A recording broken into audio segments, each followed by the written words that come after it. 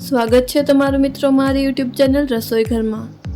આજે આપણે બનાવીશું મિલ્કશેક, તે પણ બિસ્કિટથી। તો ચાલો શરૂ કરીએ આજની આપણી આ રેસીપી। તેના માટે સૌથી પહેલાં આપણે લેશું બિસ્કિટ અને તેને આ રીતે ટુકડા કરીને તેને મિક્સર જારમાં ઉમેરી દેશું। મેં અહીં ડાર્ક ફેન્ટસી બિસ્કિટ લીધેલા છે, તમે તમારા પસંદના કોઈ પણ બિસ્કિટ લઈ શકો છો।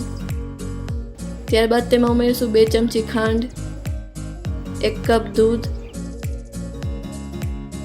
અને તેને સારી રીતે પીસી લેશું।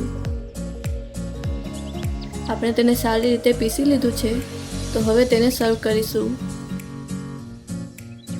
તો તૈયાર છે ખૂબ જ સરળ અને સ્વાદિષ્ટ ડાર્ક ફેન્ટસી મિલ્કશેક। તમે પણ આ રીતે મિલ્કશેક બનાવીને એકવાર જરૂરથી ટ્રાય કરજો।